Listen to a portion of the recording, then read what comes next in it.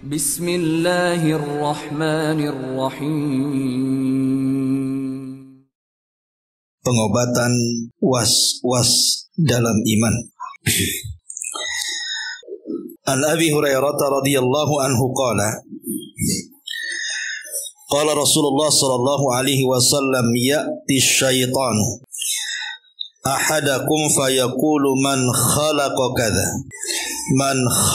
kadza hatta yaqula man khalaqa Allah fa idza balaghahu falyasta'id billah wal yantahi wa fi lafdin falyakul amantu billahi wa rusulihi muttafaqun alaihi wa fi lafdin la yazalun nas yatasaaluna hatta yaqulun man khalaqallah.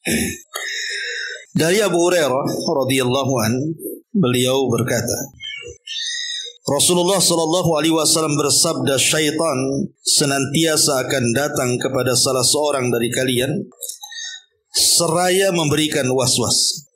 Siapa yang menciptakan ini dan siapa yang menciptakan itu? Sampai akhir perkataannya, siapakah yang menciptakan Allah? Apabila telah sampai seperti itu, hendaklah dia meminta perlindungan kepada Allah untuk menghentikannya. Dalam lafaz yang lain, maka katakanlah aku beriman kepada Allah dan Rasul-Nya. Dalam lafaz yang lain, manusia akan senantiasa bertanya hingga mereka mengatakan siapa yang menciptakan? Allah subhanahu wa ta'ala. Baik. Ma'asyiral muslimat yang dimuliakan Allah subhanahu wa ta'ala,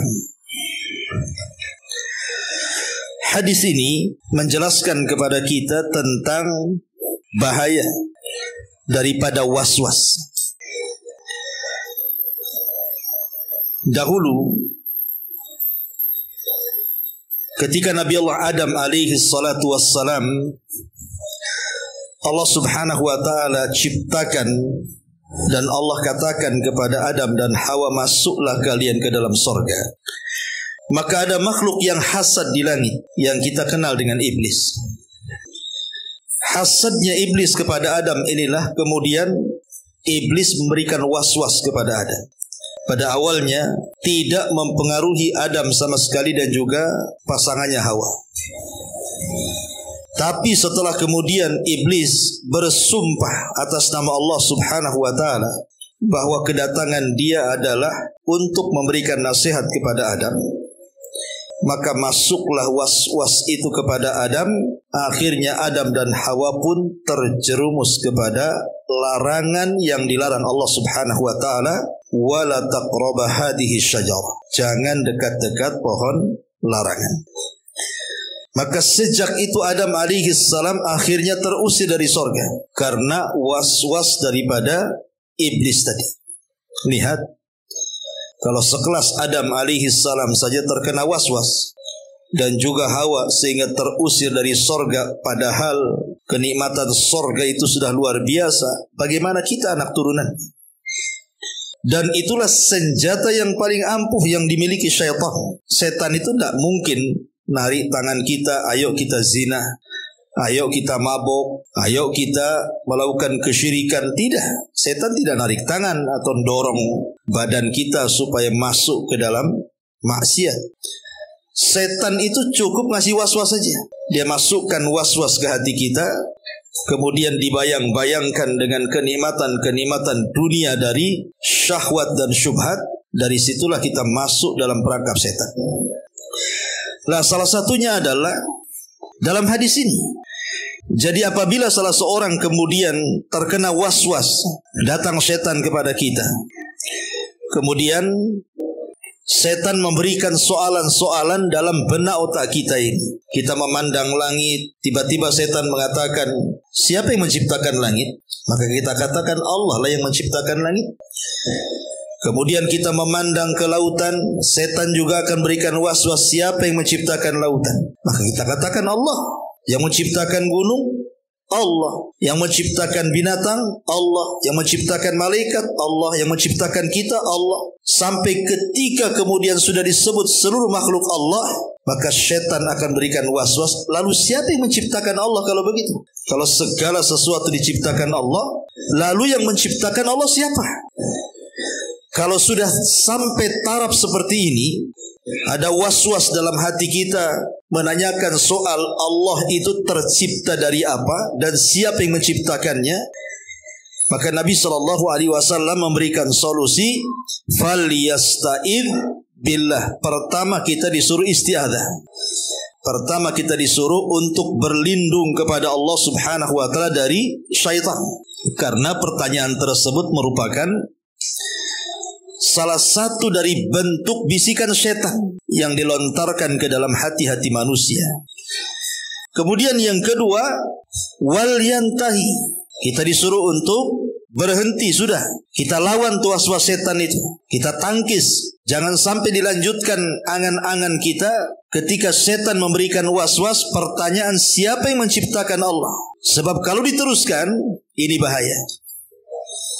Maka akan masuk syubhat ke dalam hati kita dan akan merusak keimanan. Atau kata Nabi SAW, langsung kita ucapkan amantu billahi wa rusuli. Aku beriman dengan Allah dan Rasulnya. Bahwa Allah Subhanahu wa ta'ala tidak diciptakan.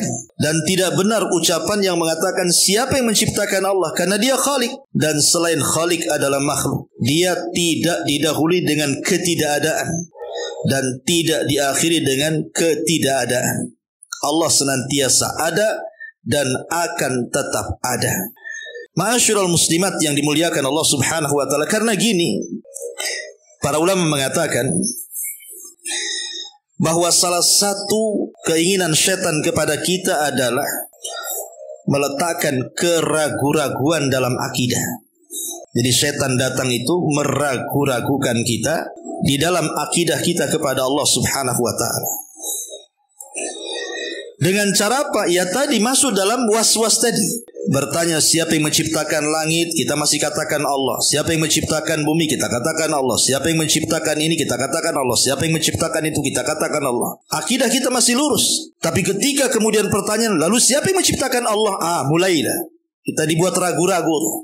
Padahal Allah Subhanahu wa taala mengatakan innamal mu'minuna alladzina amanu billahi wa rasuli tsumma lam yartabu. Hanya saja orang-orang yang beriman adalah orang yang beriman kepada Allah dan Rasulnya, dan mereka tidak ada keraguan-raguan dalam iman mereka. Jadi setan itu akan berusaha meragu-ragukan sesuatu yang sudah kita yakini. Makanya bahaya kalau sudah sampai ke taraf seperti ini. Segera katakan aku beriman kepada Allah dan Rasulnya, atau kita katakan a'udzubillahi minasyaitonir rajim. Aku berlindung dari syaitan yang terkutuk, dan kita lawan. Langsung berhenti. Jangan diteruskan angan-angan yang seperti itu, karena itu bisa merusak akidah kita. Baik, ma'asyiral muslimat yang dimuliakan Allah Azza wa Jalla. Ini salah satu langkah setan sebenarnya. Kenapa kemudian setan sampai berikan was-was seperti itu? Karena langkah yang paling tinggi setan itu kalau menggoda kita, maka setan itu akan membuat kita kufur. Macam mana caranya? Supaya kita kufur. Kita melakukan kesyirikan kepada Allah Azza wa Jalla sehingga tanpa sadar kita keluar dari Islam. Itu tugas yang paling tinggi setan. Menjadikan manusia itu kafir, menjadikan manusia itu musyrik. Kalau kemudian tidak sanggup, maka setan akan merendahkan tensinya. Dibuatnya manusia meragukan kepada syariat Rasul. Dibuat bid'ah kita, melakukan bid'ah dan melakukan acara-acara bid'ah. Kalau kemudian orang itu kuat berpegang kepada sunnah, maka mulai tensinya direndahkan lagi. Bagaimana setan itu mendorong kita. Memang akidah kita kepada tauhid kuat, kepada sunnah kuat, tapi boleh jadi mungkin diganggu syahwatnya. Disuruhnya kita melakukan dosa-dosa besar. Berzina, berjudi, minum khamar, ghibah, dusta, riba, macam-macam. Ya. Kalau tidak bisa juga karena ketaatan kita kuat, maka setan akan mengurangi tensinya lagi, berusaha untuk mengarahkan kita untuk meninggalkan amalan-amalan, walaupun itu Ataupun disuruhnya kita melakukan dosa kecil. Jadi kalau tidak bisa melakukan dosa besar, disuruhnya kita dosa kecil. Tapi kalau kita berusaha meninggalkan dosa kecil, maka setan akan cari cara dengan cara kita melakukan hal-hal yang tidak ada manfaatnya. Memang tidak ada dosanya, tidak besar, tidak kecil, tapi tidak ada manfaatnya. Kalau tidak bisa juga, maka setan akan mempengaruhi kita untuk melakukan amalan yang tidak afdal dan menyuruh meninggalkan yang afdal. Kalau tidak bisa juga, maka setan akan berusaha mencerai-beraikan kita. Disuruhnya kita bertengkar satu dengan yang lain. Jadi langkah-langkah setan itu luar biasa. Ya, betul-betul tertata rapi gitu ya. Dari mana dimulainya dan kemana akhirnya. Itulah setan, penuh dengan intrik strategis dan luar biasa. Makanya kemudian kita pun harus pandai cerdas menghadapi langkah-langkah setan yang datang memberikan was-was kepada kita. Ma'asyiral muslimat yang dimuliakan Allah Azza wa Jalla, setan ini Bu, dia masuk pada kehidupan kita itu dari semua lini, semua arah. Dan itu memang disumpahkan oleh setan di hadapan Allah Subhanahu wa taala. Di mana disebutkan dalam surah Al-A'raf ayat 16-17 itu, apa kata setan? La aqudanna lahum siratakal mustaqim thumma la'atiyannahum min baini aydihim wa min khalfihim wa an aymanihim wa an syama'ilihim wa la tajidu aktsarahum syakirin. Sungguh aku akan melencengkan jalan yang lurus kepadamu. Kemudian aku akan mendatangi mereka, maksudnya anak-anak Adam, dari depan mereka, dari belakang mereka, dari sisi kanan dan sisi kiri mereka, sehingga engkau ya Rabb tidak akan mendapati hamba-hambamu bersyukur. Lihat, dari semua arah, depan, belakang, kiri dan kanan. Itulah tujuan setan. Dan Allah Subhanahu wa taala mengatakan, wala udillannahum wala umanniyannahum wala amurannahum falyubattikunna adhanal anam wala amurannahum falyughayyirna khalqallah wa man yattakhidhi syaitana waliyan min dunillahi faqad khasira khusranan mubina. Apa kata syaitan? Aku akan benar-benar menyesatkan mereka dan akan membangkitkan angan-angan kosong mereka dan akan menyuruh mereka memotong telinga-telinga binatang ternak, lalu mereka benar-benar memotongnya, dan akan aku suruh mereka mengubah ciptaan Allah, lalu mereka benar-benar mengubahnya. Dan barang siapa yang menjadikan setan sebagai pelindung selain Allah, maka sesungguhnya ia menderita kerugian yang nyata. Lihat bagaimana setan itu berusaha untuk memberikan was-was kepada anak Adam itu dengan cara memberikan angan-angan. Ya.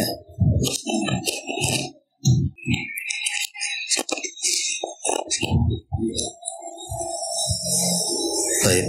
Jadi saya ulangi, bahwa di antara bentuk was-was syaitan itu adalah dengan cara memberikan angan-angan kepada anak Adam. Lihat orang-orang yang di pasar tuh. Di pasar itu lihat. Kenapa orang itu sampai kemudian berani mengurang-urang takaran, mengurang-urang timbangan, mengurang-urang meteran, kadang-kadang curang dalam dagangan, dicampurnya yang bagus dengan yang jelek dan begitu seterusnya. Karena setan masuk dalam angan-angan dia. Kalau saya tidak curang, tidak banyak pula keuntungan. Maka jadi buat sama setan itu supaya kalau ingin jadi kaya, buatlah kau curang. Masuk dalam angan-angan tuh. Memang begitu setan itu. Dibuatnya orang itu terbuai dengan angan-angannya sehingga melakukan kecurangan. Ataupun setan kemudian memerintahkan sesuatu dalam bentuk was-was sampai akhirnya dilaksanakannya. Seperti dalam ayat tadi. Dan setan memerintahkan untuk merubah ciptaan Allah sampai betul-betul orang itu merubah ciptaan Allah. Lihat hari ini Bu. Allah itulah sudah bagus-bagus bentuk badan kita ini, bersih, ya kan Bu? Datang pula orang-orang yang merubah ciptaan Allah. Ditatonya Bu dari ujung kepala sampai ujung kaki. Kemudian dilobangi pula lah itu telinga tuh, sampai tutup botol aqua itu bisa masuk Bu. Ya. Di jentik sana, jentik sini, wah macam-macam. Ya. Sampai saya lihat itu di internetnya ada orang barat lah, mungkin kalau orang kita belum lah. Itu sampai ada orang yang dioperasi itu ya, bentuk manusia itu kayak bentuk binatang, kayak bentuk serigala, kayak bentuk babi. Nauzubillah. Ini kan merubah ciptaan Allah. Mereka buat juga kayak gitu coba. Sudah indah Allah bentuk kita ini. Laqad khalaqnal insana fi ahsani taqwim, malah dirubah-rubah pula bentuk badan manusia sedemikian rupa. Lah itulah setan berikan kuasa seperti itu. Ya, jadi itulah memang tujuan setan begitu. Makanya setan itu masuk kepada lini seluruh kehidupan kita. Bahkan kita mau tidur saja, Bu, itu setan masuk pula ganggu-ganggu kita kan. Mulailah kita di habis Isya itu sengaja diganggu-ganggu setan, jangan tidur dulu, masih jam 8. Akhirnya tenang-tenang saja kita nonton TV, nonton apalah ya, YouTube, TikTok dan lain sebagainya, atau keluar kuliner. Ini udah jam 10, nantilah. Ini jam 11, nanti. Ketika sudah jam 12 lebih baru dia ngantuk. Tidur pula jam 1, jam 2. Apa yang terjadi akhirnya apa? Jangan cerita sepertiga malam, subuh aja bablas. Ya. Nah itulah setan seperti itu. Masuk supaya kita mau tidur aja diganggu-ganggu dulu tuh. Dimolor-molorkan tidurnya. Atau ketika kita hendak berbaring, setan kemudian berusaha menggoda kita. Jangan membaca zikir, jangan berwudu, langsung tidur aja katanya. Kemudian setan akan datang mengikat tengkuk kita. 3 ikatan. Kemudian setiap ikatan setan akan mengatakan lailun tawilun farkud, malam masih panjang, tidur saja, nggak usah bangun-bangun katanya. Kemudian setelah tidur, setan akan kencing di telinga kita. Kemudian dia tidurnya di lubang hidung kita.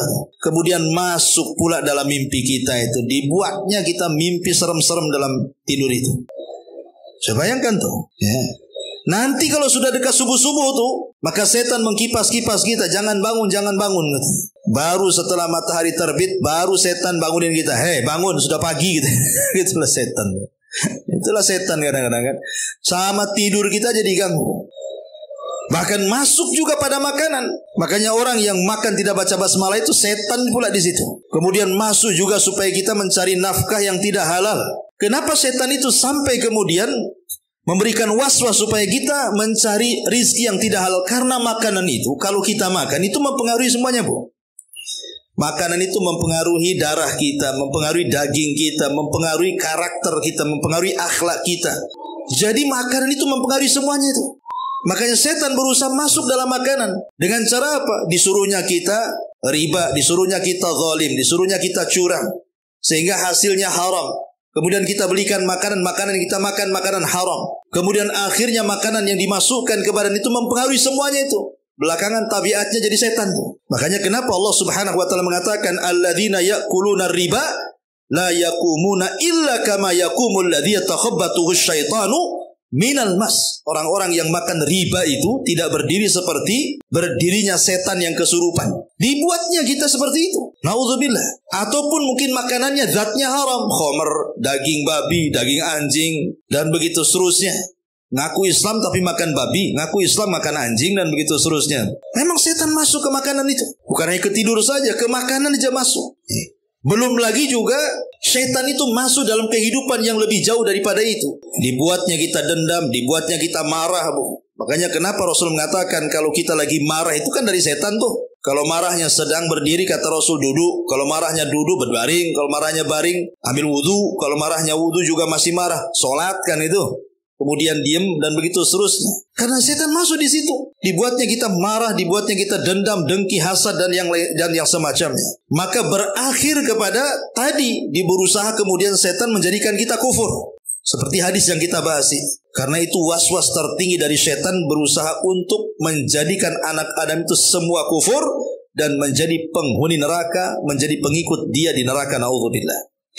Ma'asyiral muslimat yang dimuliakan Allah Azza wa Jalla. Baik, kalau begitu apa langkah-langkah kita supaya bisa menghilangkan was-was itu? Bagaimana caranya? Ya. Ma'asyiral muslimat yang dimuliakan Allah Subhanahu wa taala. Yang pertama, langkahnya, Bu, perbanyak zikir. Perbanyak zikir kepada Allah Subhanahu wa taala. Sebab memperbanyak zikir itu bisa menjadikan benteng bagi kita. Kata Al-Imam Ibnu Salah rahimahullahu taala menukilkan ucapan Abdullah ibn Abbas radhiyallahu anhuma, manusia itu dikatakan sebagai ahli zikir karena Al-Quran mengatakan, ya ayyuhalladzina amanu dzkurullaha dzikran katsira. Wahai orang-orang yang beriman, banyak-banyaklah kalian berzikir. Jadi Ibnu Salah mengatakan sebenarnya menjadi ahli zikir itu tidak mesti dari pagi, siang, sore, malam, dari mulai bangun sampai kemudian tidur lagi kita terus mengucapkan zikir. Gak harus begitu. Dikatakan ahli zikir itu cukup ibu menjaga 3 tempat dalam zikir setiap harinya, maka ibu sudah dikatakan ahli zikir, kata Imam Ibnu Salah. Pertama, zikir sebelum tidur. Ya, zikir sebelum tidur. Yang kedua, zikir setelah sholat. Dan yang ketiga, zikir pagi dan petang. Ibu kalau menjaga 3 tempat zikir ini, ibu disebut ahli zikir, kata Ibnu Salah. Saya ulangi, pertama sebelum tidur, yang kedua setelah sholat, dan yang ketiga ketika di waktu pagi dan petang yang disebut dengan zikir pagi petang. Lah 3 tempat ini Bu, kalau tidak ditinggalkan, ini bisa mencegah gangguan setan. Bayangkan Bu, pertama zikir sebelum tidur, kan banyak fadilahnya tuh, zikir sebelum tidur itu. Sebab kalau kita melakukan zikir dan membaca semua zikir sebelum tidur itu, selama kita tidur tidak ada setan yang berada dekat-dekat kita. Kemudian juga zikir pagi petang, kalau kita baca pagi tidak akan diganggu sampai petang, kalau kita baca petang tidak akan diganggu sampai pagi. Kemudian zikir setelah sholat juga sama. Jadi itu sangat ampuh tuh untuk melawan setan. Yang kedua, ada mutafkir al-mubalig fihi fil mustaqbal. Kita tidak boleh banyak-banyak berpikir kepada sesuatu yang belum terjadi atau sesuatu yang telah terjadi. Imam Syafi'i rahimahullahu ta'ala pernah ditanya, Imam, apa sih yang menyebabkan orang itu suudzon kepada Allah? Apa yang menyebabkan orang itu suudzon, artinya berburuk sangka kepada Allah, itu apa? Karena di zaman sekarang Bu, banyak sekali orang yang berburuk sangka kepada Allah. Seperti apa? Seperti orang takut tidak mendapatkan pekerjaan. Orang kena PHK di PT, kemudian dia berpikir, aduh macam-macam gitu kan Bu ya.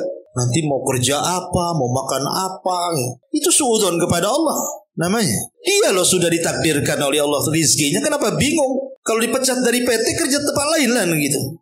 Apa kemudian sampai stres akhirnya malas makan, malas minum, mengganggu ibadah? Itu kan memikirkan sesuatu yang akan datang, itu nggak perlu dipikir. Makanya Hasan Al-Basri mengatakan, ketika kawannya mengatakan, apa yang akan kita makan besok wahai imam, kira-kira kita besok mau makan apa, kata. Marah Hasan Al-Basri dan mengatakan, apakah Allah memerintahkan besok kita kerja?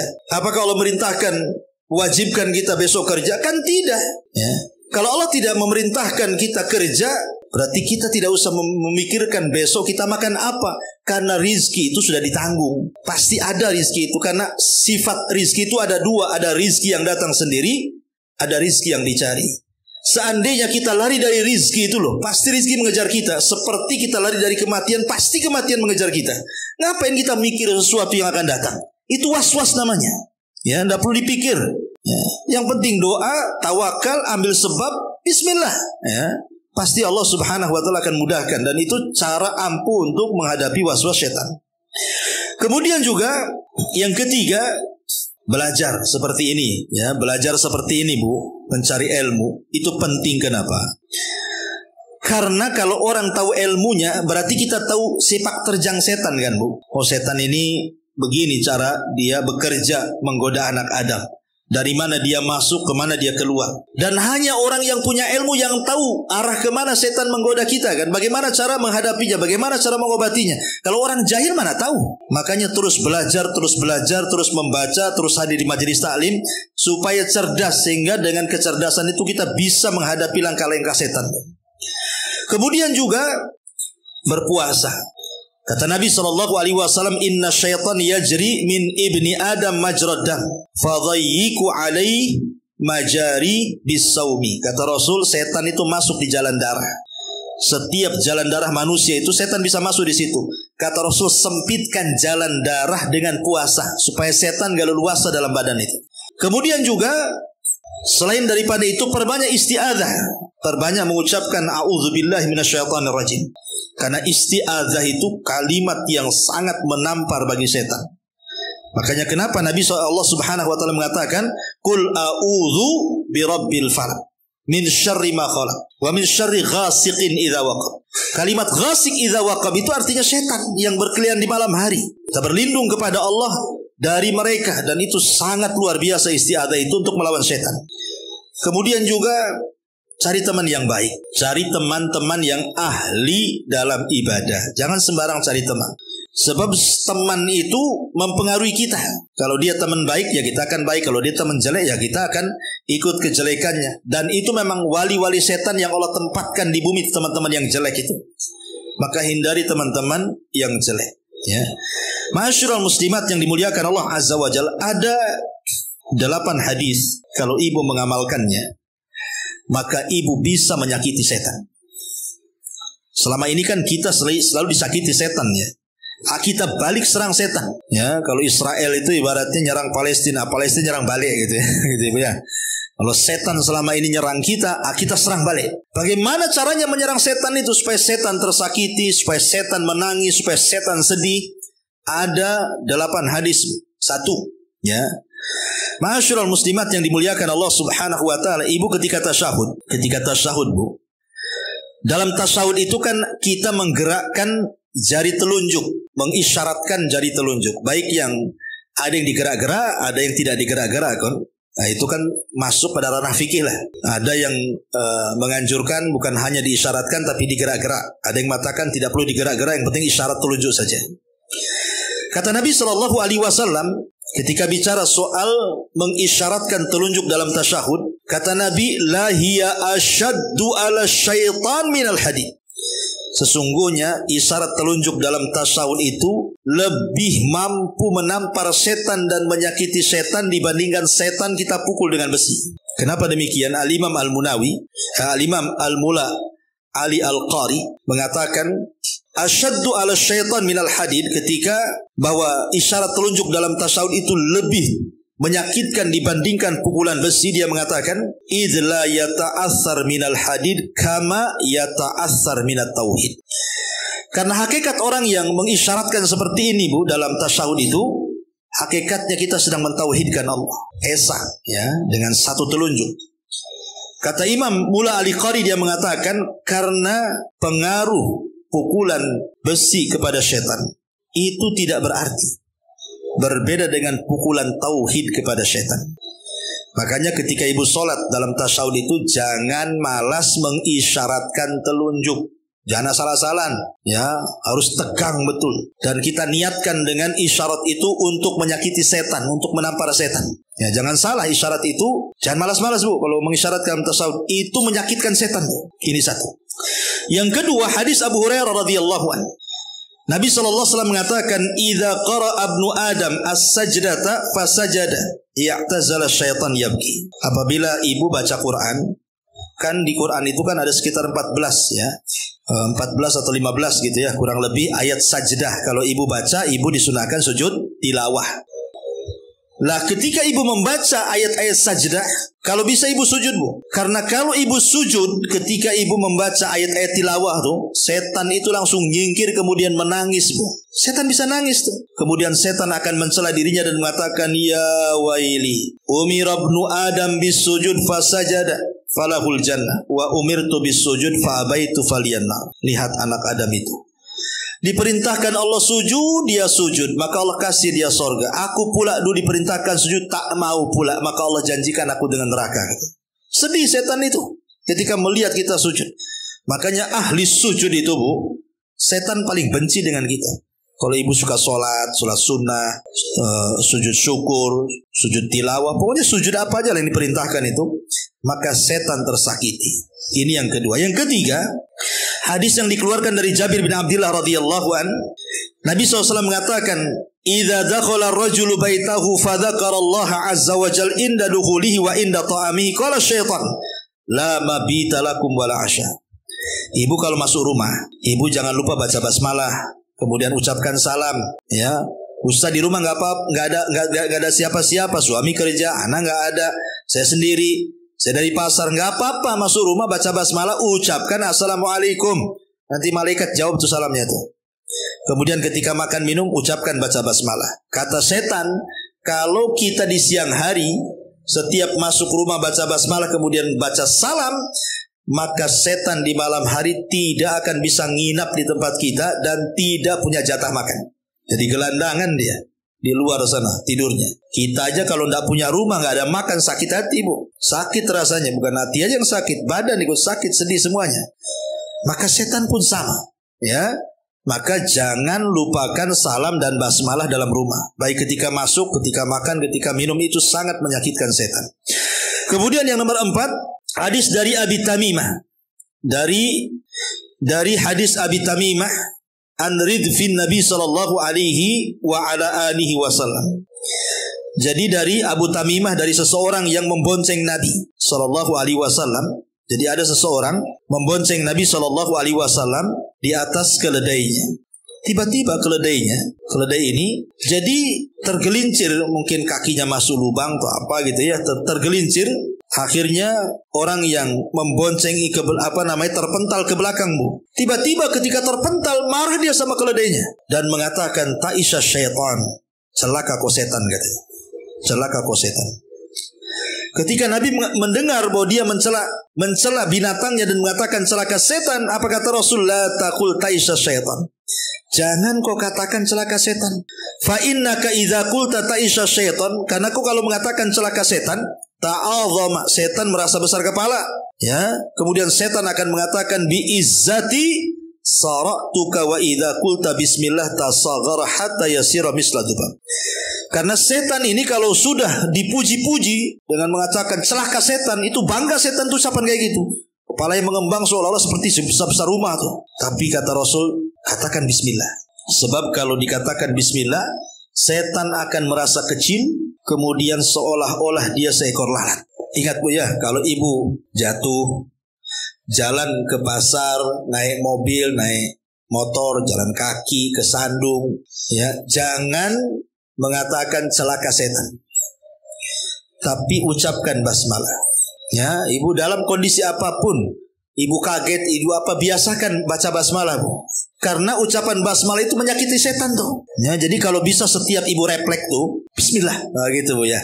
Jadikan refleks kita itu ketika kaget baca basmalah itu menyakitkan setan tuh. Nah ini juga yang keempat. Yang kelima, ya, hadis ini dari Abu Hurairah radhiyallahu anhu. Nabi SAW bersabda, "Idza nudiya lis-salati adbara syaitan wa la hudurat hatta la yasma'an at-ta'dhin fa idza qada an-nida aqbal hatta idza thuwiba bis-salati adbar hatta idza qada at-taswid aqbal hatta yakhturu bainal mar'i wa nafsihi yaqul udhkur kadza lima lam yakun yadhkur hatta yadhallu ar-rajul la yadri kam shalla." Kata Nabi SAW, apabila terdengar suara azan, setan lari. Kalau azan selesai, datang lagi. Nanti kalau mau adzan qomat, lari lagi setan. Kemudian kalau selesai qomat, datang lagi. Jadi larinya setan terkentut-kentut kata Rasul. Saking takutnya dengan suara azan. Ya makanya, ibu kalau sholat di rumah gak apa-apa bu, azan aja sendiri. Tapi jangan kencang-kencang. Ya khusus untuk ibu aja di kamar. Itu bisa membuat setan sakit hati itu. Ya, dan bagi kaum muslimin yang mereka menjadi muadzin itu luar biasa. Anda sedang menampar setan, menyakiti setan, karena setan itu lari terkentut-kentut. Ya. Tapi kalau sudah qomat selesai, datang dia, mulai ganggu sholatnya, cari barang-barang hilang. Ketika belum sholat dia tak tahu letak, ketika sholat tahu pula letak di mana. Nah ini memang gangguan setan. Maka azan itu bisa menyakitkan setan. Kemudian yang nomor 6, hadis Nabi SAW mengatakan, la taj'alu buyutakum maqabir. Inna syaitan yanfiru minal baiti alladhi tuqra'u fihi suratul Baqarah. Jangan jadikan rumah kalian kuburan, karena setan itu lari dari rumah yang dibacakan surah Al-Baqarah. Jadi kalau ibu ingin menyakiti setan, mengusir setan, baca Al-Baqarah di rumahmu. Itu surat ajaib itu. Ibu baca saja setan ngacir semuanya itu. Dan mereka akan lari. Ada yang mengatakan 3 hari tidak mau balik lagi ke rumah kita tuh. Tersakiti dengan surah Al-Baqarah. Kemudian yang nomor 7, Nabi SAW mengatakan dalam sebuah hadis yang disebutkan dan disahihkan oleh Syekh Albani rahimahullah taala, inna syaitan qad qala, sesungguhnya setan sungguh berkata, wa izzatika ya Rabb la abrah aghwi ibadaka madamati arwahuhum fi ajsadihim. Sesungguhnya setan akan berkata, demi kemuliaanmu wahai Rabb, aku tidak akan berhenti menyesatkan hamba-hambamu selama roh mereka di jasad-jasad mereka. Faqala rabbaka, Allah berfirman, wa izzati wa jalali la azalu aghfir lahum mastaghfaruni. Maka Allah mengatakan, aku akan senantiasa mengampuni mereka selama mereka beristighfar kepada aku. Artinya perbanyak istighfar itu bisa menyakitkan setan. Perbanyak ucapan astagfirullah, astagfirullah, astagfirullah. Itu sangat menyakitkan setan, ucapan seperti itu. Ya. Kemudian yang nomor 8, membaca ayat kursi sebelum tidur. Karena setan mengatakan ketika menjelma manusia mengatakan kepada Abu Hurairah radhiyallahu an, "Idza awaita ila firashika," kalau engkau menuju pembaringan wahai Abu Hurairah, faqra ayatul kursi, maka bacalah ayat kursi. Kenapa? Karena sampai pagi setan gak akan dekat-dekat dengan kamu. Jadi kalau kita sebelum tidur baca ayat kursi itu, setan gak bisa mendekati kita, mau goda dari mana pun gak bisa. Sakit hati tidak dengan kita jadinya. Dan yang terakhir, kata Nabi SAW dari hadis Anas bin Malik radhiyallahu an, kalau ibu keluar rumah bu, jangan diem, baca bismillahi tawakkaltu ala Allah la haula wa la quwata illa billah. Ini ucapan yang sangat menyakitkan setan. Kenapa? Karena kalau kita membaca bismillahi tawakkaltu ala Allah la haula wa la quwata illa billah, maka kata Nabi SAW, hudita wa kufita wa wukita. Engkau akan diberikan hidayah, engkau akan dicukupkan dan engkau akan dijaga. Sehingga setan mengatakan, macam mana aku akan menggoda orang ini sementara dia sudah diberikan petunjuk, sudah dicukupkan, sudah dijaga oleh Allah. Tidak mungkin aku bisa menggodanya. Jadi setan tersakiti dengan orang yang membaca doa ketika keluar rumah. Inilah diantara senjata-senjata yang diajarkan Rasul kepada kita dalam rangka mengetahui titik kelemahan setan dan bagaimana cara melawannya. Wallahu a'lam bishawab. Ini yang bisa saya sampaikan.